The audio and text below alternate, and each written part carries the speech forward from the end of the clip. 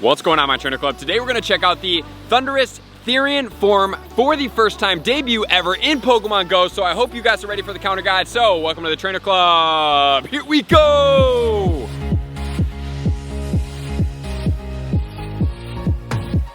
Welcome back, everybody. Let me know in the comments below. Are you guys excited to switch over into the Therian forms of the forces of nature? Because right now we are going to have the first up, which is going to be Thundurus in Pokemon Go, that is going to be coinciding with the Charge Up event. So this particular Pokemon is going to be with us for a little while, for 2 weeks time frame. So we have from Tuesday, March 16th at 10 a.m. local time, all the way until Tuesday, March 30th at 10 a.m. local time, we will have the Thundurus, and then we're gonna switch into another Therian raid boss. The Therian raid bosses do not have their shinies out. They are just the Therian forms coming in, and a lot of you guys may be like, what's better, the incarnate form or the Therian form? Which ones are going to be relevant in the leagues? Where do we sit with them?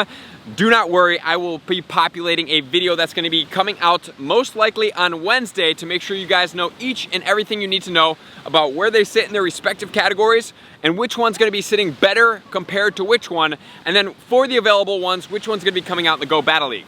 So, with all that said, guys, let's get into all the details, starting with Therian Thundurus in Pokemon Go. So the Therian form is going to have a lot of similarities, as is the incarnate form. So they're virtually going to have very similar counters. There's going to be different in the IV spreads. They may potentially have different moves, but as of right now, it looks like they're going to have the exact same moveset, but it's not officially out yet, but as of right now, that's what it's sitting, and we'll see going forward what the moveset pool is going to be. But as of right now, we're going to treat it as Pokemon Go Hub and as Pokebattler does as well. So this Pokemon is going to be a flying as well as a electric type Pokemon. It's gonna have a max CP at 4137. It's gonna have an attack value at 295, a defense at 161, and a stamina at 188. With it being an electric and flying type Pokemon, it's going to yield 2 weaknesses, which are going to be rock as well as ice. And as far as the weaknesses go, it's gonna have 6, which are going to be bug, fighting, flying, grass, ground, and steel. So obviously those are the Pokemon not to use,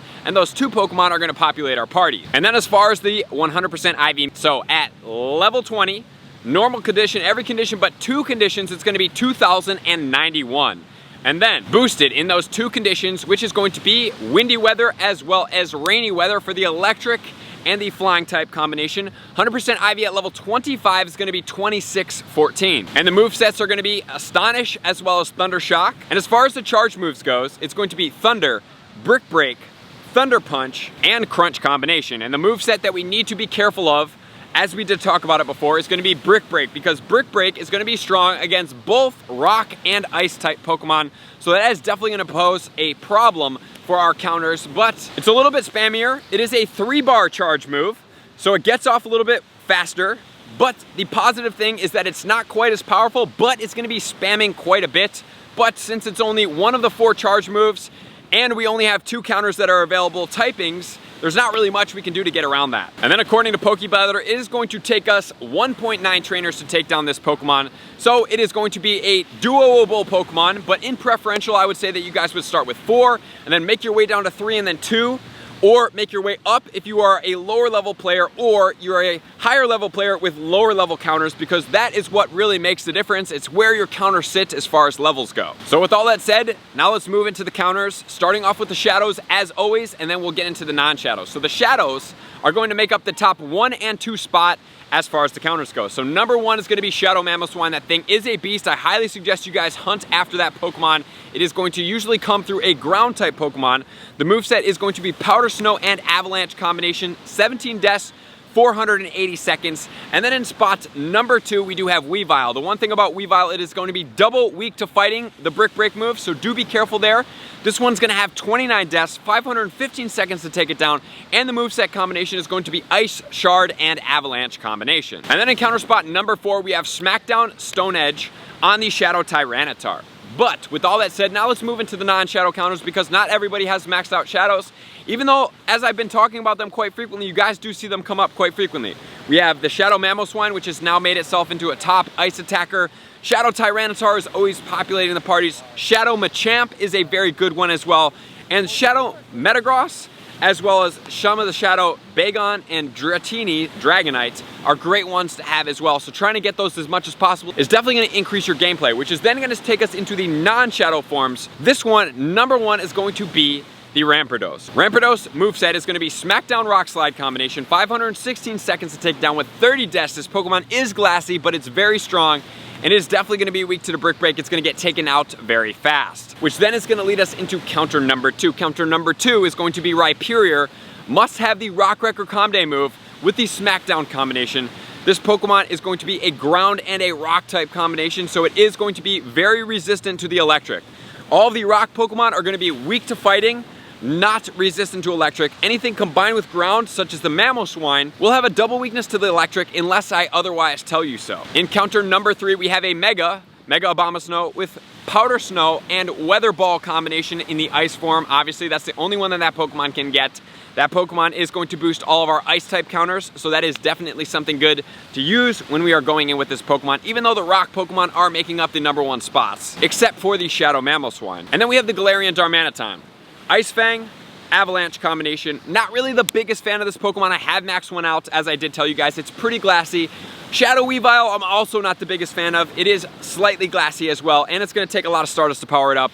And since the Mamoswine is now the premier ice type attacker right now, I would definitely say to utilize that Pokemon over the Shadow Weavile. And then we have the Terrakion coming in next with Smackdown and Rock Slide combination. And then followed by the regular Mamoswine with Powder Snow and Avalanche combination. And then in the next spot, we have the Landorus Therian Forme.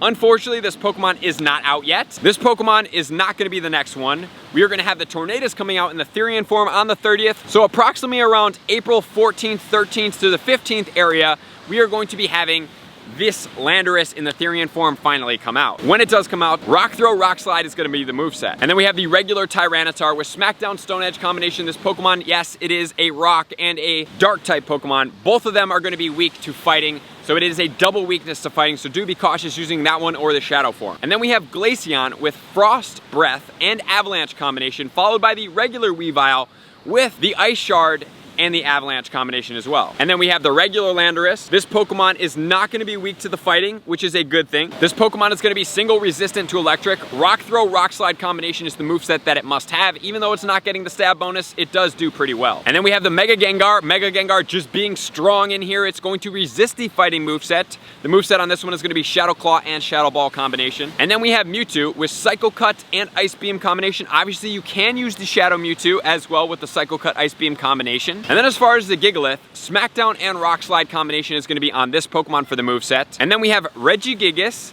with the Hidden Power in the rock form and Giga Impact, followed by the Mega Ampharos. So if you guys do want to pause and check out any of the other Pokemon, please do so here for some of the budget counters.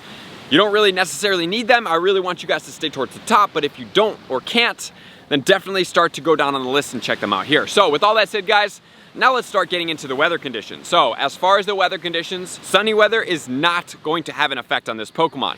As far as the partly cloudy, it is going to have an effect. It's going to boost all of our rock type counters, so that's going to be really beneficial for us for taking this Pokemon down faster in the partly cloudy weather. As far as the cloudy weather goes, it is going to boost the Brick Break move, so it is going to be doing more damage to all of our counters when we are playing against it. Then next, we do have the rainy weather. Rainy weather is going to boost the Thundurus all the way to level 25. It's going to boost all of its electric type moves as well, so that's definitely a thing. And then we're going to move into the snowy weather. Snowy weather is going to boost all of our ice type counters. So under snowy weather, this is another great time for us to especially use the Shadow Mamoswine, even though it's going to be good regardless. And then we're going to move into the foggy weather. Foggy weather is going to boost Astonish. Not really that big of a deal. It will boost the Gengar. Also not really the most relevant Pokemon either because it's just strong. It is glassy, so it's probably going to die pretty quick, even though it's not really weak to any of the moves except for the Astonish. And then finally, we do have the windy weather. Windy weather will boost the Thunderous all the way to level 25, but it does not get a flying move, so it will not boost it as well. So as far as the counters and how I would set up your party, what I would suggest doing, guys, is going in with Mamoswines. I really like the Mamoswines because they are resistant, right? So that is a very good thing. You could also use a Mewtwo in the Shadow form if you do so choose. The Pokemon I would probably steer away from is going to be the Shadow Weavile. Not really the biggest fan of that Pokemon. It's double weak. Tyranitar is going to be slightly iffy, only if it does have that fighting moveset of the Brick Break. But beyond that, guys, there's nothing really we can do to get around the Brick Break. So just use your counters, take it down as fast as possible, go in with bigger parties to mitigate the amount of Pokemon that are dying out, and then you can always take down the Pokemon faster, do a lot more raids. So 2 weeks with this Pokemon. Definitely check the video coming out. I believe that it's going to be on Wednesday. And don't forget, trainerclub.shop is going to be where you can get the new merchandise. So I just want to say I appreciate you guys being here. Likers, commenters, subscribers, Patreon members. Everybody takes your support, subscription, and participation to the next level. I'm going to see you guys out on the next video. Peace. I want to take this time to thank everybody who supports me in every facet. It means the world to me, and an extra special thank you to all my Patreons. I greatly appreciate the extra support to continue to allow me to pursue Pokemon Go full time, allowing me to create my daily video uploads in the most timely fashion for everyone's benefit. Plus, I get the amazing experience of sharing my creative processes behind the scenes and raiding all around the globe with select upper tiers. Thank you everybody for being a part of the Trainer Club. You all mean the absolute world to me, and I will see you guys out on the next video.